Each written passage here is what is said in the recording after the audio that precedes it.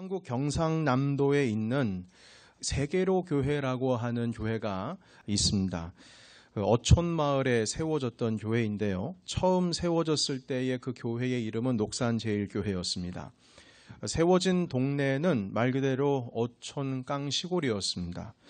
그래서 그 교회의 성도의 수는 겨우 23명 정도에 불과했습니다. 교회 크기는 30평도 안 되었고요. 작은 공간에 그 마을 사람 중에 일부가 23명이 함께 모여서 예배를 드리고 있었습니다. 이 열악한 곳에 손현보 목사님께서 당시에 33살의 전도사로 이곳에 부임을 하셨습니다. 지금은 당연히 목사님이 되셔서 지금 23년째 그 교회를 섬기고 계십니다. 그 목사님께서 전도사로 그곳에 33살의 나이로 부임하셨을 때쯤 한 달 정도가 지나고 나서 그 남선교회 원래가 있으니까 전도사님 설교를 좀 부탁해 달라고 그렇게 요청이 들어왔습니다. 여러분, 남선교회 구성이 어떻게 되는지 의아한 겁니다. 왜냐하면 23명 중에 도대체 몇 명이 남선교회일까? 결혼을 해가지고 이제 얼마가 안 된 젊은 남자 집사님부터 시작해서 연로하신 할아버지까지 딱 모이셨는데 몇 명이 모이냐면 7명이 모였습니다. 목사님께서는 짧게 5분 정도 설교하시고 옆에 앉아서 이 남선교회 원래 회의를 어떻게 진행이 되는지 한번 그 상황을 좀 지켜보았다고 합니다. 총무 집사님께서 나오셔서 남선교회의 1년 사업 내용을 보고했습니다. 목사님은 도대체 이 작은 교회에서 이 7명이 도대체 어떤 사역을 구상하고 지금 하고 있을까 관심 있게 지켜보고 있었습니다. 그때 총무 집사님께서 이렇게 보고했습니다. 여러분, 예년과는 달리 이번 연도에는 여러분들도 아시다시피 우리가 큰 꿈을 안고 5,000원씩 회비를 걷어서 강아지 한 마리를 우리가 다 산 거 알고 있을 겁니다. 지금 이 집사님 집에서 그 강아지를 몇 개월 동안 키우고 있는데 아주 잘 크고 있고 이제는 제법 통통하게 살이 쪄서 우리의 계획대로 잘 될 것 같습니다. 총무 집사님의 보고가 마치자 모였던 남성교회 7명의 회원들이 다 기분이 좋아가지고 박수를 쳐야 될 일이라고 막 박수 치면서 격려해 주셨어요. 이 집사님 잘 키우시라고. 그리고 그 다음 보고 사항이 뭔지를 궁금해서 목사님께서 가만히 앉아 계시는데 그게 사업 보고의 전부 다였습니다. 그러니까 남성교회 1년 사업이 강아지 한 마리 키우는 것이고 그게 잘 크고 있다고 막 박수치고 좋아하는 거예요. 이 도대체 무슨 일인가? 목사님께서 궁금하셔서 그 총무 집사님께 물어보셨답니다. 집사님, 그 강아지 키워서 뭐 하시려고 계획을 세우셨습니까? 그 총무님이 대답하셨습니다. 목사님, 우리 강아지 잘 키워야 합니다. 이번 여름에 우리 남선교회가 장유폭포에서 부부동반 친목 모임을 가질 예정이거든요. 그때 함께 잡아서 친목 한번 거하게 해보려고 합니다. 아주 자부심을 가지고 좋아서 이야기를 하셨습니다. 그러자 이 목사님의 머리가 좀 복잡해졌어요. 이거 완전히 개판이구나. 이대로 가만히 두었다간 머지않아서 우리 망하겠구나. 그러니까 예수님께서 피 흘려 세우신 교회인데 복음으로 충만하고 이 십자가의 복음으로 충만해야 할 교회에 어떻게 하나님으로부터 귀한 직분을 받은 집사님들의 모임이 고작 1년 사업 계획이 단 하나가 있는데 그것이 개 한 마리 잘 키워가지고 선교하겠다는 것도 아니고 잘 키워서 잡아먹겠다는 거. 이게 도대체 뭔 일인가? 그래서 이 남성교회 성도들께서는 개 한 마리 키우는데 모두 관심을 두면서 영혼 구원에는 도무지 무관심한 것에 대해서 이 목사님께서 아주 답답해 하셨습니다. 이제 한두 주가 지나고 나서 이번에는 여선교회가 모였습니다. 여선교회가 모였는데 여선교회는 여러분 남성교회가 7명이면 여선교회는 몇 명일까요? 14명이 모여서 한 4, 5명 모여가지고 모여 계시는데 회계가 나와가지고 이제 보고를 하는데 지난 겨울에 그 여선교회에서 낙동김이라고 하는 김 박스를 사가지고 회원들에게 팔라고 얼마씩 나누어졌는데 물건은 가져가는데 돈이 안 거쳐졌다고 이 원금에 거치지 않아서 힘들다는 겁니다. 그래서 아직 그 김 한 박스에 대해서 내지 않으신 분들에 대해서 회원들의 이름을 한 명씩 부르기 시작하셨어요.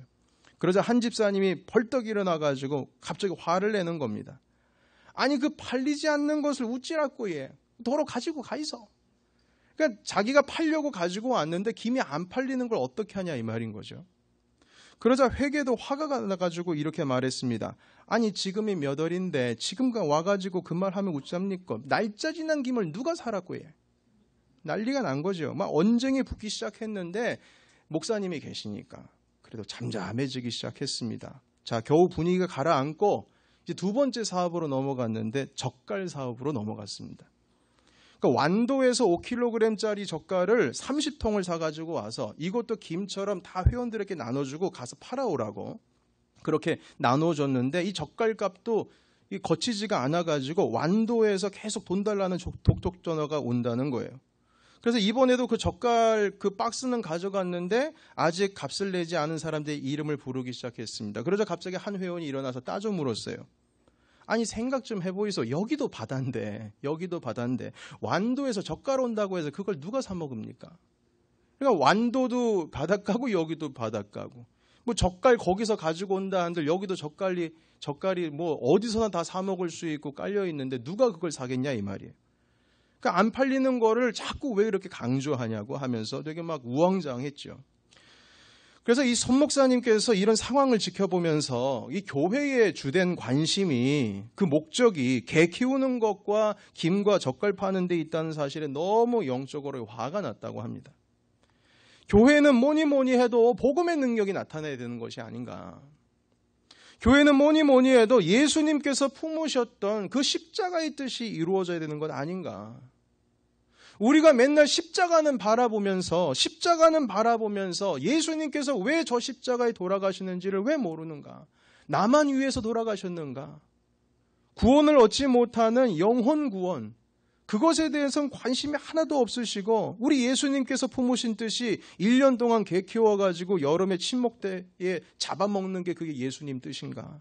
그것이 교회를 향한 주님의 뜻이었을까?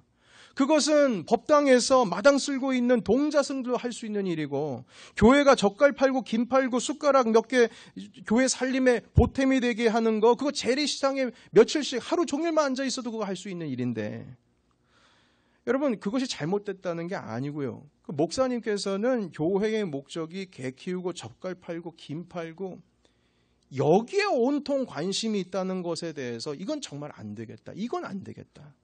그래서 하나님께서 주신 감동에 따라서 목사님께서 어떤 한 주에 주일에 그 교회 비전을 선포하셨습니다. 그 교회 비전이 무엇이냐면 100명이 함께 그 교회에 와서 예배를 드리는 겁니다.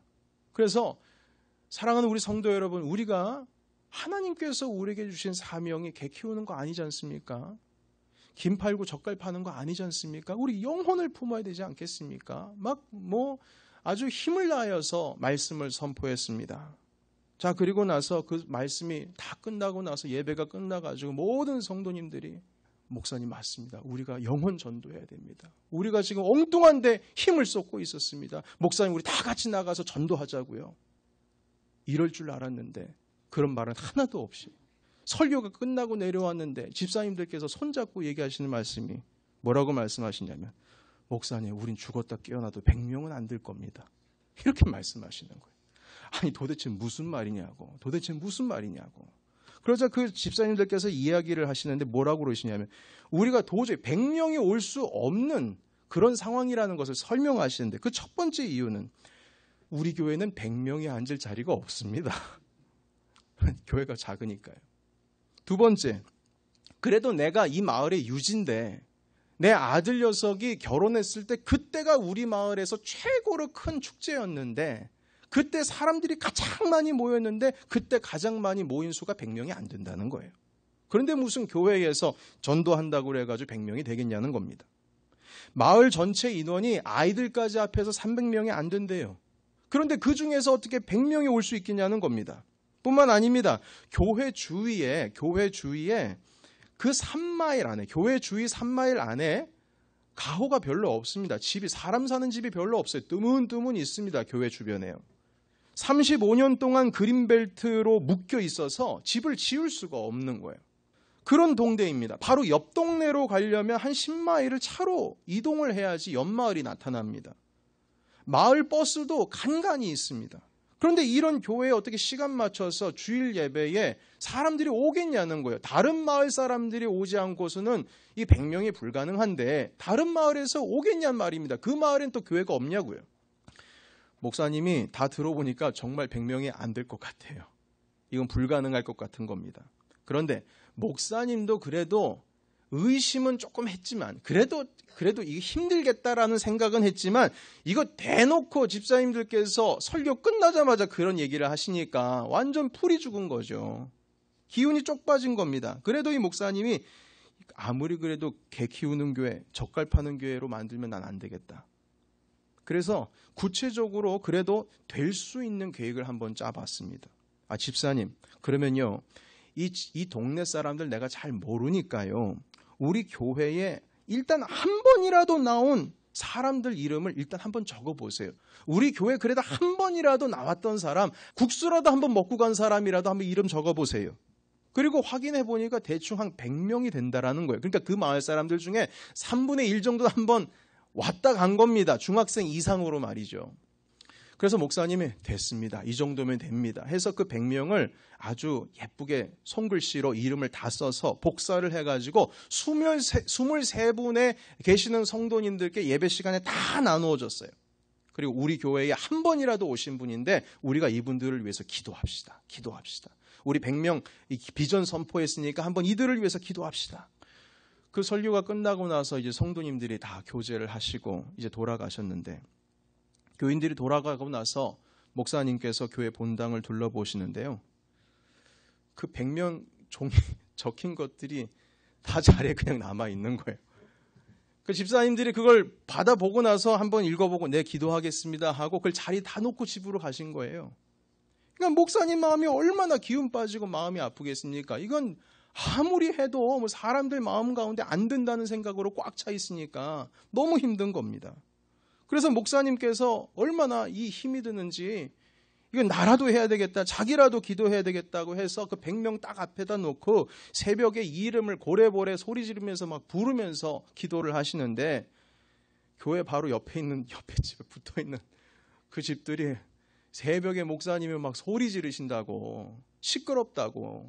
그리고 교인들이 그런 사람들이 자꾸 교회 컴플레인을 하니까 아유 창피해 죽겠다고 막 그러는 거예요. 그리고 나서 목사님께서 그래도 새벽에 부르짖는 소리를 끊이지를 않으시니까 여러분 시골 마을에 어촌 마을에 23명이 겨우 예배를 드리는데 주일에요. 새벽 예배 때 사람들이 얼마나 나오겠습니까? 그런데 새벽에 나오는데 목사님이 고래고래 소리 지르면서 기도를 하시니까 도저히 시끄러워서 같이 기도가 안 되겠다고 해가지고 그나마 새벽에 나왔던 성도들도 안 나오게 되었대요. 정말 이거는 엎친 데 덮친 격으로 난리가 난 거죠. 얼마나 절망적입니까? 이것을 보고 안타까우셨는지 할머니 집사님, 이제 할머니 집사님 두 분이 이 목사님께 오셔서 목사님 그래도 절망적으로 생각하지 마세요. 저희가 함께 전도하겠습니다. 그러니까 얼마나 마음이 그래도 감사하지요. 그래서 그 할머니 집사님 두 분과 함께 아침에 교회를 나와서 이제 전도 대상자 문 앞에 딱 도착을 했는데요. 집 앞에 도착했는데 그 같이 온 할머니 집사님 중에 한 분이 이렇게 말씀하시는 겁니다. 목사님, 이 집은 절대 안 믿습니다. 이 집이 절대 믿지 않을 이유에 대해서 일목요연하게 그 할머니 집사님께서 설명을 쫙 브리핑을 해주시는 거예요. 이 집은 이래서 안 믿고 이래서 못 믿고 그리고 이 집에서 그렇게 복음 전했다가 난리가 납니다. 그러니까 쭉 얘기를 했어요. 그래서 목사님께서 다 듣고 나서 이렇게 말씀하셨다는 거예요. 아니 집사님, 이 사람을 내가 전도하면 꼭 내가 전도하면 믿을 게 분명하다. 이렇게 믿고 전도해도 이 사람이 믿을까 말까인데 내가 전도하면 이 사람은 절대 믿지 않을 것이다. 이 믿음 가지고 전도하면 그게 먹힙니까? 전도는 그렇게 하는 거 아닙니다. 이 사람 믿을 것을 꼭 확신하고 그리고 전도해야 되는 겁니다. 그리고 나서 초인종을 띵동 눌렀어요. 주인이 나왔지요. 전도했습니다. 어떻게 됐겠습니까? 기도하고 전도했는데 퇴짜 맞고 나왔습니다. 거기서 집에 나오면서 같이 동행했던 할머니 집사님이 환한 얼굴로 이렇게 말하는 거예요. 거봐요, 제 말이 맞죠? 자기가 맞았다고 좋아가지고. 목사님이 단단히 화가 나셨습니다.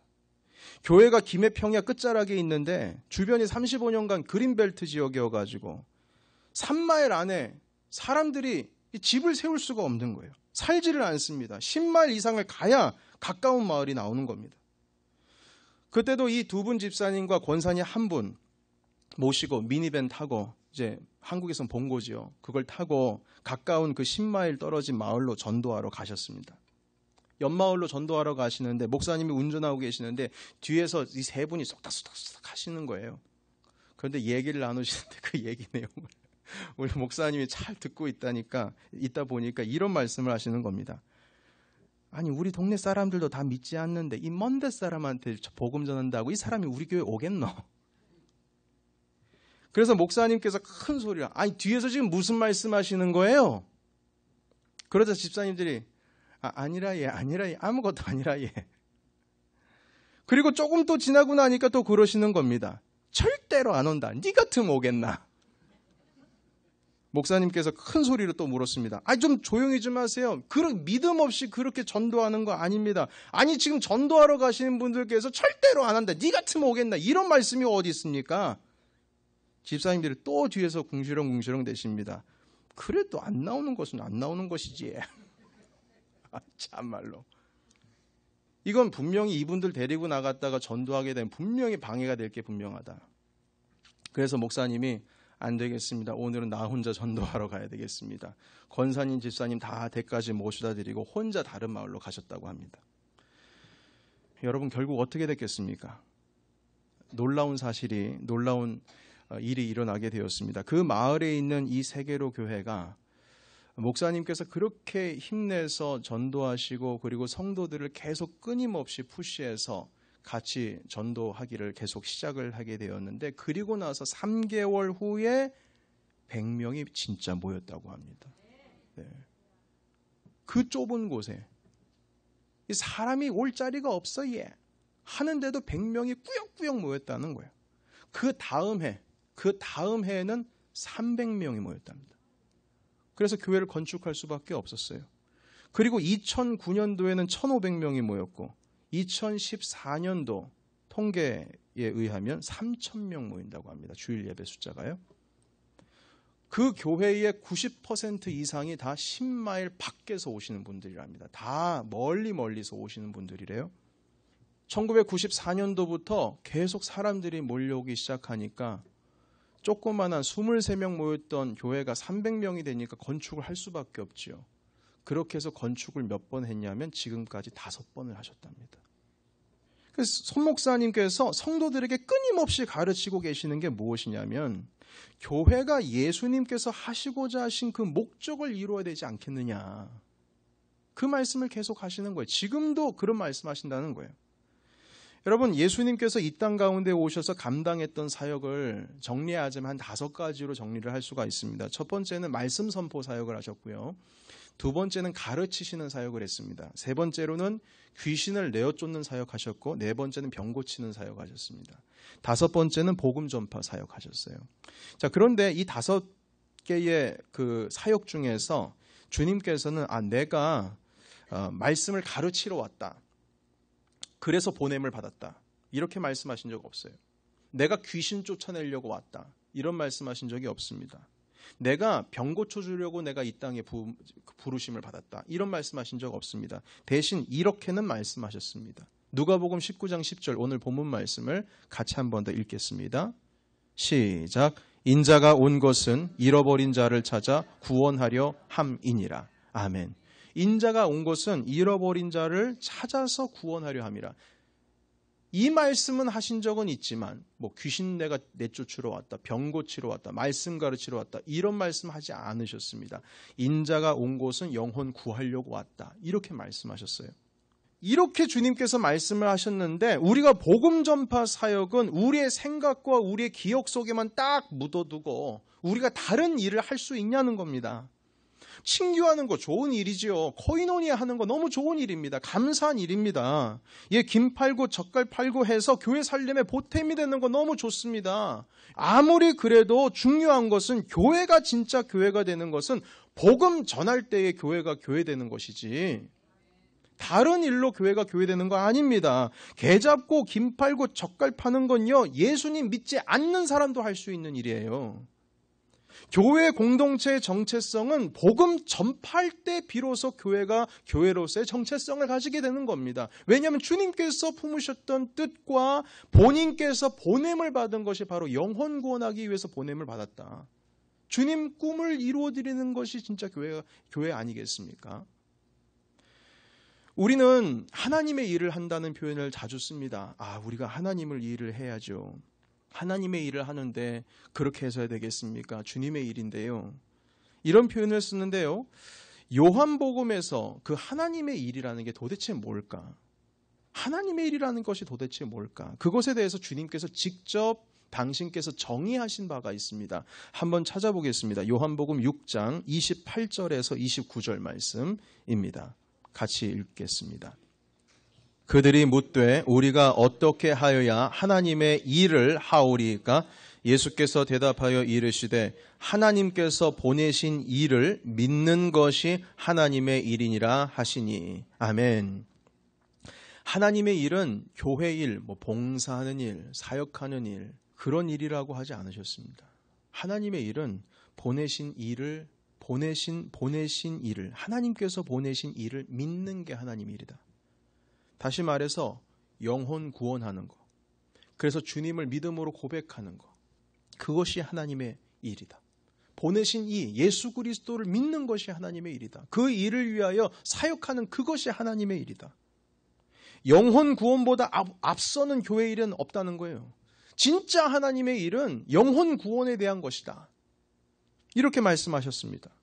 그래서 그 목사님께서는 무조건 전도, 때를 얻든지 못 얻든지 무조건 전도입니다. 적어도 성도들이 다른 곳에 한눈 팔지 않게 하기 위해서 영혼 구원에 초점을 맞춰서 지금까지 목회를 하고 계신다고 합니다.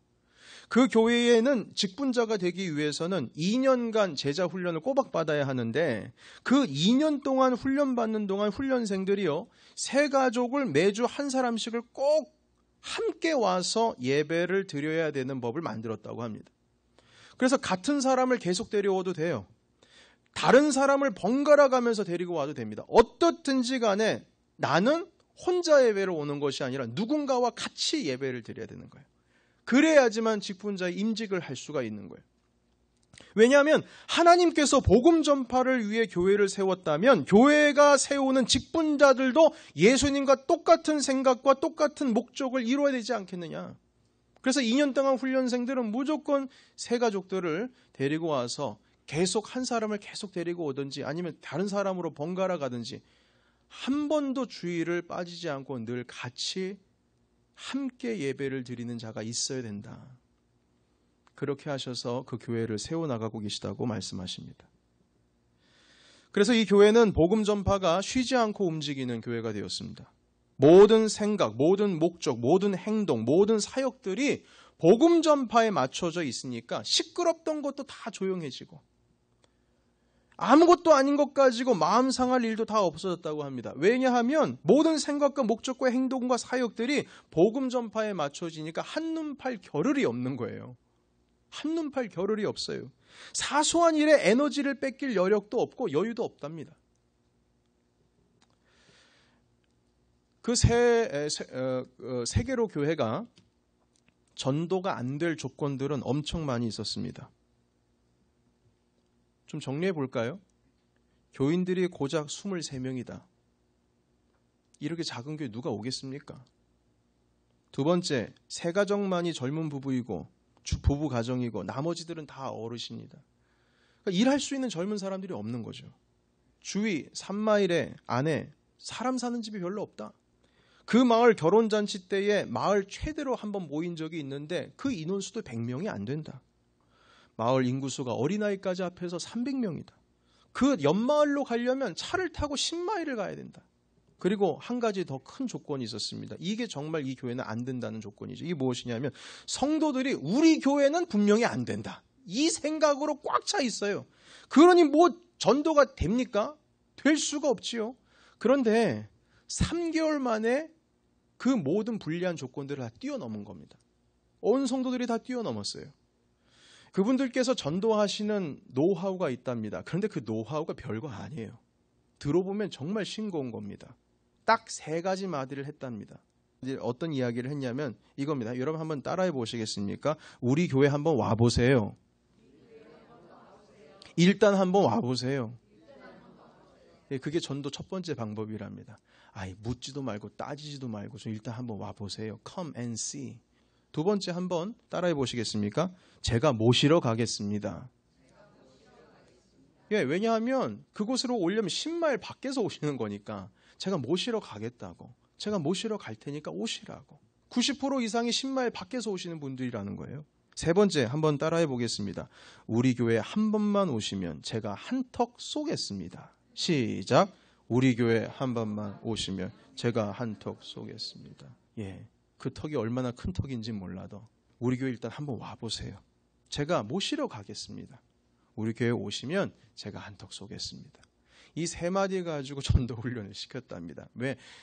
어촌마을에 어르신들만 모여 있는데 젊은 부부 가정이 딱 3가정만 있는데 무슨 전도가 되겠습니까? 전도는 사형리로 해야 됩니다. 이게 통하겠습니까? 그냥 이 3마디만 해보세요. 하셨는데 결국에는 그 전도가 하나님의 은혜로 이루어지고 있었다는 것입니다. 여러분, 세계로 교회가 결국 그들의 비전을 이룰 수 있었던 것은 그들의 무슨 방법, 탁월한 방법 아닙니다. 노하우? 그런 거 아닙니다. 환경의 문제? 그런 것 아니었습니다. 그들이 가지고 있었던, 왜 그들이 성장을 할 수가 있을까? 어떻게 그 30평이나 되고 이 23명 모이는 교회에 어떻게 사람들이 갑자기 3개월 만에 100명, 그 다음에 300명씩이나 모일 수 있었을까? 그것은 어떤 방법, 노하우, 환경의 문제가 아니고요. 그것은 무엇에 대한 문제였냐면 행함에 대한 문제였습니다. 행하였을 때, 행동하였을 때에 성령께서 도와주시는 것을 경험한 것입니다. 여러분, 우리도 한번 도전을 했으면 좋겠습니다. 우리 교회는 세계로 교회보다 더 좋은 조건을 더 많이 가지고 있습니다. 여러분, 그 환경 가지고 하는 건 아니라고 말씀을 드렸잖아요. 우리 가운데에 예수 그리스도를 향한 사랑이 있을 때 하나님 아버지께 기도하고, 그리고 주님 영혼 구원 사역을 우리가 감당하겠습니다. 하나님 아버지 앞에 다짐하고, 그리고 나아갔을 때에 여러분, 안 될 수도 없고 그리고 안 될 것도 없고, 그렇게 주님께서는 우리에게 힘주실 줄로 믿습니다. 우리 한번 기도했으면 좋겠어요. 우리 교회 한 번이라도 오셨지만 지금은 함께하고 계시지 않은 분들, 그분들을 위해서 함께 붙들고 기도하시면서 생각하시면서 그렇게 함께 나아갔으면 좋겠습니다. 사실 10월 8일 날 이 전도 행사는 우리가 입당하기 전에 마지막 전도 행사가 될 겁니다. 그래서 더 큰 의미가 있습니다. 우리가 입당하기 전에 우리 가슴 가운데에 주님, 우리가 열매를 맺고 성전 들어가겠습니다. 그 마음을 가지고 마지막 이 전도 행사를 멋지게 주님께 올려드리고 다 같이 감격 속에서 입당했으면 좋겠습니다. 여러분, 본 교회의 진실된 모습은 영혼 구원하는 일에 매진할 때 비로소 교회가 될 수가 있습니다. 예수님은 그 일을 위해서 오셨고요. 우리는 때를 얻든지 못 얻든지 영혼 구원하게 될 때에 하나님께서는 바로 그러한 교회에 큰 부흥을 주실 줄을 믿습니다.